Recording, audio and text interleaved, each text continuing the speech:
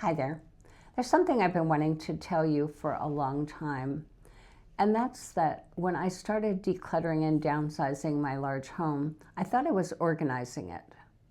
What I didn't realize at the time, though, was that I was actually grieving a life that had already passed. And no one wants to talk about that part. You know, we talk about the square footage, we talk about storage bins, we talk about what sparks joy.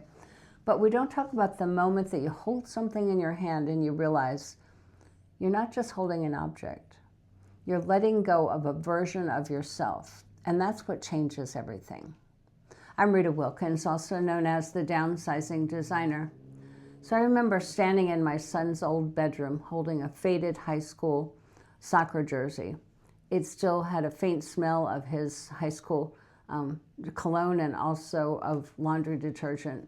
He hadn't lived there for years, and I hadn't touched the closet in years. And why? Because it wasn't just any old closet. It was Friday night lights, it was carpools, it was loud dinners with all the kids sitting around my kitchen table. It was chaos, but it was a good chaos.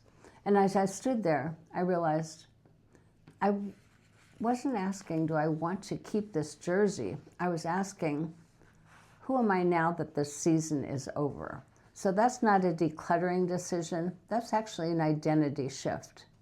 So there are 3 layers of letting go. So when a woman in this season struggles to declutter, it's rarely about stuff. It's usually about one of these 3 things.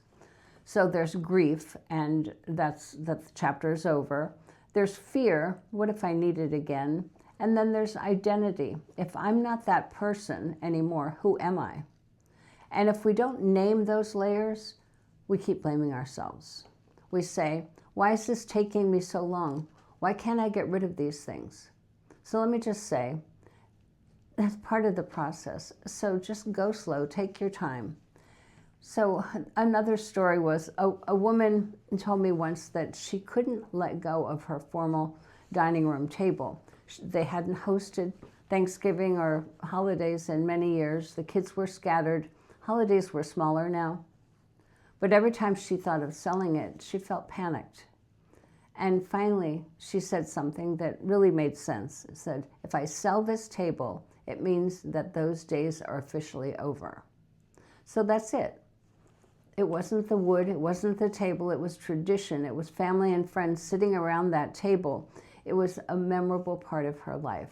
And downsizing felt like admitting life had changed. And here's the truth that no one tells you. Keeping the table doesn't bring that season back, but honoring that season of your life lets you move forward. So here's the thing. Downsizing is not about shrinking your life. It's about aligning your environment with your current season.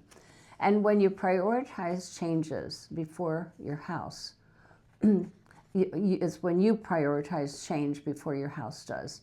And that's when the tension shows up. So the house becomes a museum of who you used to be, and walking through it can feel very heavy. Not because it's cluttered, but because it's outdated. So here's the takeaway. If you're stuck, just try this. Instead of asking, should I keep this? Ask yourself, what season of my life does this belong to? So if the answer is, it's a season I've already fulfilled, then your job isn't to keep it. Your job is to thank it, honor it, take a photo of it, bless it, release it. And this is really what living intentionally is all about. So I hope this helps. So if this video resonates with you, I created a letting go workbook because this part of downsizing isn't tactical. It's actually emotional. So the free companion guide that goes with it will walk you through this whole thing in step by step, very gently. And if you want to go deeper with women walking through these same transitions, my membership circle is where we have very honest conversations no one else is having.